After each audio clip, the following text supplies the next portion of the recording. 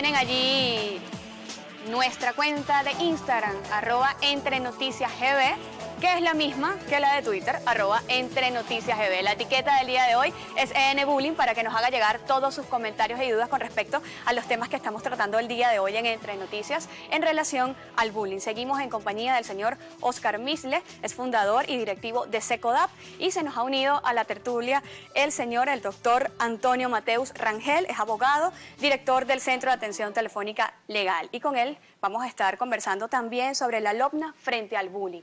¿Quién acompaña o qué es lo que acompaña legalmente a estas personas que son acosadas o a estos niños y jóvenes que son acosados con respecto a la LOBNA? ¿Qué es lo que hay allí? Seguro, Yosmar, muchísimas gracias. Muy buenos días a todos. Feliz sábado a toda la familia venezolana. Tema extraordinario y esencial, porque lo vemos en nuestra formación, porque tiene que ver con los valores, tiene que ver con nuestras conductas y tiene que ver con la posibilidad de nosotros ir cambiando esas fórmulas erradas, esas formas anormales de funcionar. Tenemos que decir que en primer lugar tenemos la Ley de Protección al Niño, Niña y Adolescente. Una legislación bien amplia, una legislación bien fundamentada, en la cual se le ha dado cabida precisamente a lo principal, que son los derechos de los menores, los derechos de niños, niñas y adolescentes y los derechos como tal de la familia. En este sentido, pues vamos a encontrar en esta ley una cantidad de procesos, una cantidad de órganos, estructura especial para canalizar y para que nos diga exactamente cuáles son los órganos que están determinados a llevar adelante la denuncia, a llevar adelante la determinación, como lo decía el profesor, determinar exactamente esa línea que debe ser una línea muy, muy marcada entre lo que es el chiste, en lo que es una picardía, a lo que ya representa ciertamente un delito o lo que representa un hecho anormal. Rescato un poco, y aquí es muy importante que se determine tres características importantes. Las decía el profesor y las voy a destacar porque están también determinadas tanto en el concepto del bullying como tal, como en la ley. Lo primero es que ese agresor tiene una intencionalidad, es decir, no es un hecho culposo, no es un hecho que sale por negligencia, por imprudencia, por impericia, sino es un hecho intencional, es decir, hay la intención de causar un mal. Eso es importante que estemos ahí para, y lo digo precisamente, Yosmar, profesor, para que los agentes llevados a determinar si es bullying o no puedan determinarlo. Lo segundo es lo reiterado.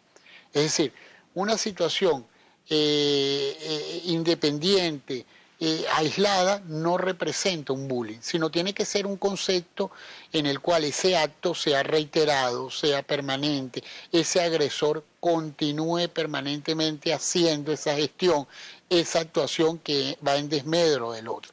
Y la tercera característica muy, pero muy importante en los conceptos legales establecidos como acoso, ¿ok?, es el tema del abuso de poder. Es decir, siempre el abusador, el agresor, es una persona que está abusando de su poder, bien sea porque es más fornido que el otro niño, bien sea en el caso de las damas porque es más bonita que la otra, porque tiene un color de cabello distinto al de las demás, o porque la forma de su cabello es distinta. Es decir, hay un órgano de poder que abusa de ese poder. ¿Okay? Incluso se puede dar en diversas instancias. En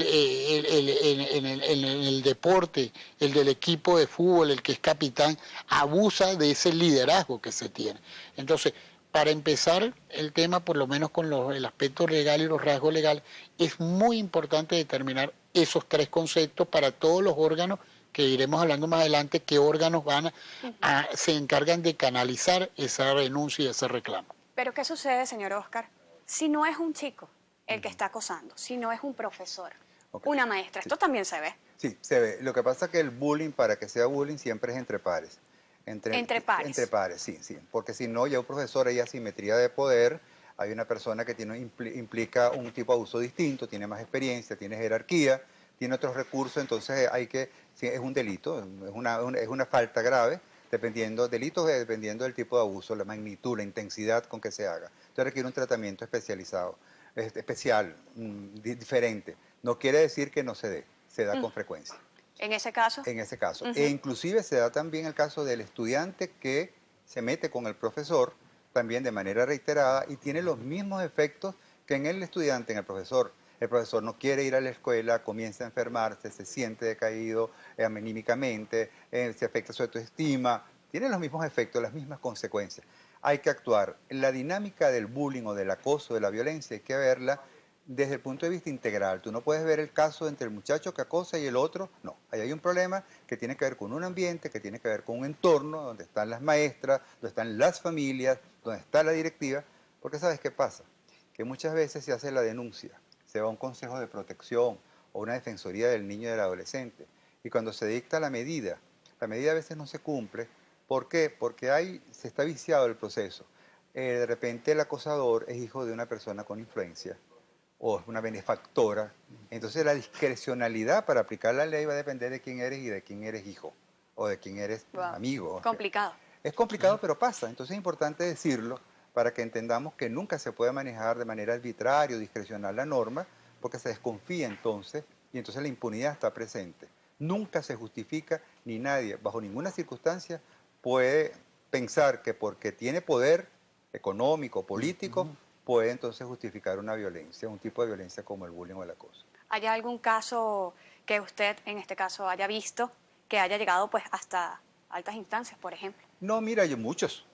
Sí, muchos. El caso de una vez que la situación se da, que el colegio no tiene los recursos o no se agotaron los recursos, las personas pueden ir a una defensoría del niño y del adolescente, a un consejo de protección, precisamente porque en el colegio no se encontraron las salidas oportunas pedagógicas, o hay que ir a fiscalía si la agresión se convirtió en un delito porque generó daños físicos y el niño tiene más de 14 años, el adolescente tiene más de 14 años, entonces está el sistema de responsabilidad penal del adolescente. O sea, sí hay consecuencias cuando es grave, cuando esta violencia genera agresiones psicológicas y físicas, hay instancias donde se puede y se debe acudir, siempre tratando de agotar, por supuesto, todo lo que se puede hacer en la familia, en la escuela, pero la opción, si no se ha actuado a tiempo, de denunciar en cualquiera de estas instancias, es común, sí se da.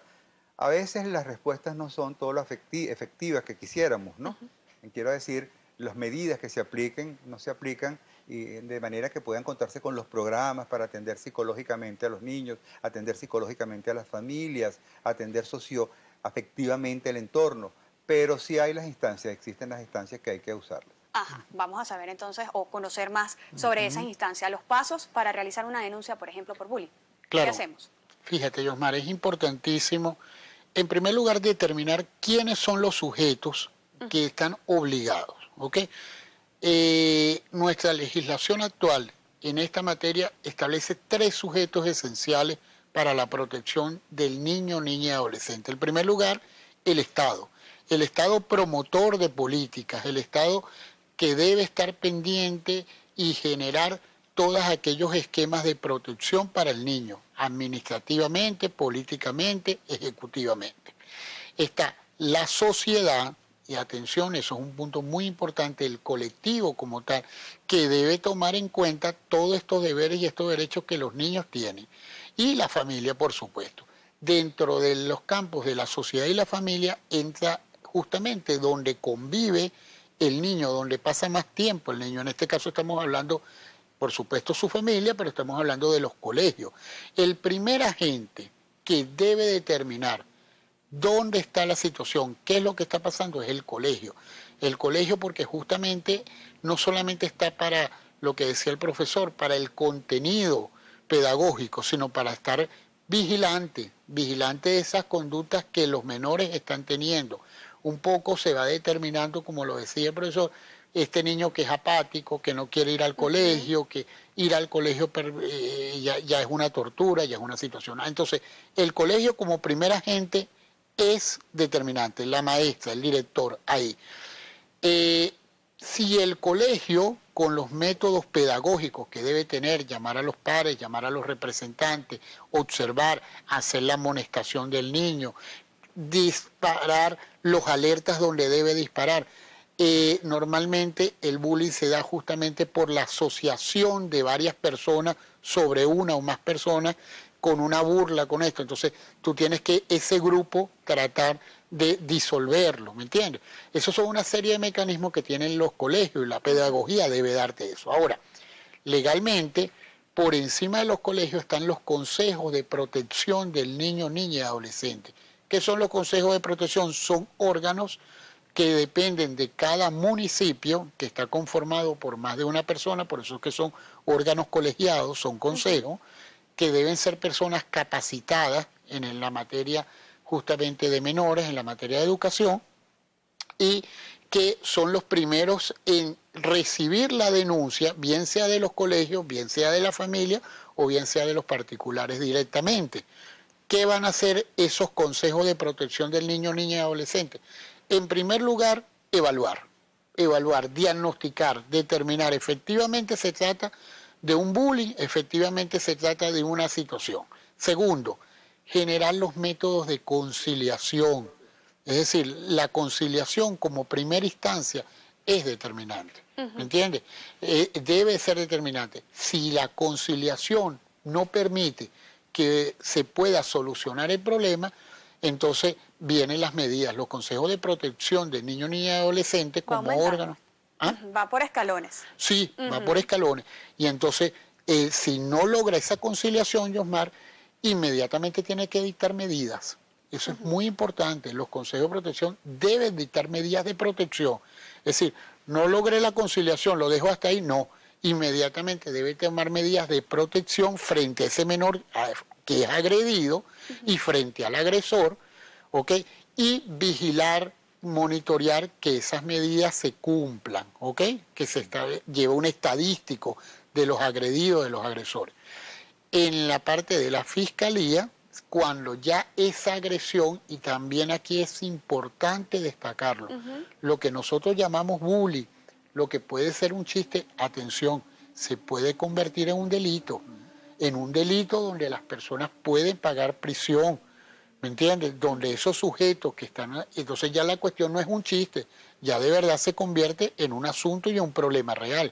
Se nos está acabando el tiempo de la entrevista, disculpe que los interrumpa. Hay un comentario que nos hace llegar la señora Edi Fara. Ella dice, buen día, mi hija tiene 19 años y ahora está en la universidad y tiene una compañera que la injuria y la hace sentir excluida. Ella además nos comenta y tratan de que ella no entre en las conversaciones y al hacer equipo para los trabajos no la incluyen. ¿Qué debo hacer como mamá? Ayúdenme, por favor, está desesperada. ¿Qué debe hacer esta persona? Ya es una mayor de edad, ya no es un niño, no es un adolescente. Sí, ahí está el problema, cuando no se aborda a tiempo, se piensa que el bullying ya deja de ser tema focal cuando se tiene 18 años. Esta tiene 19 años. Hay que acompañarla, hay que ver cuál es el tipo de acoso que tiene, de qué manera cómo la está afectando.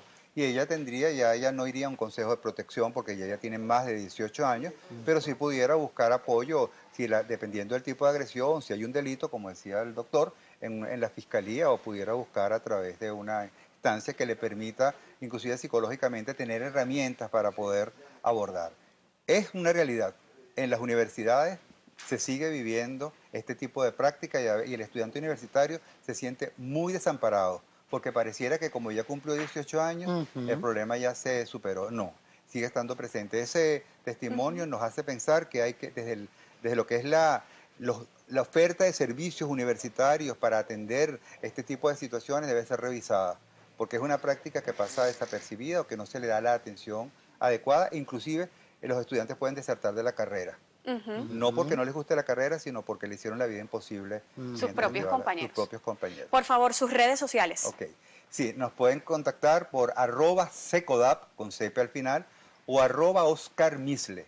El apellido es MISLE, @OscarMisle, y por ahí si hay algún colegio, una escuela que quiera, pues necesite orientación, podemos con todo gusto atenderlo. ¿Por acá?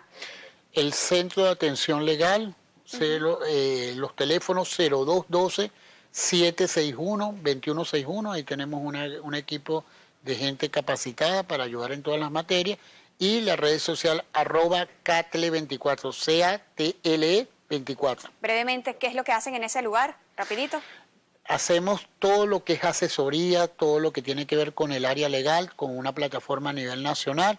Estamos llevando los conceptos nuevos de prevención legal, de servicios de previsión legal para todas las instancias. Muchísimas gracias por habernos acompañado el día de hoy a ambos. Nos vamos a ir a una pausa y ya venimos con más de Entre Noticias.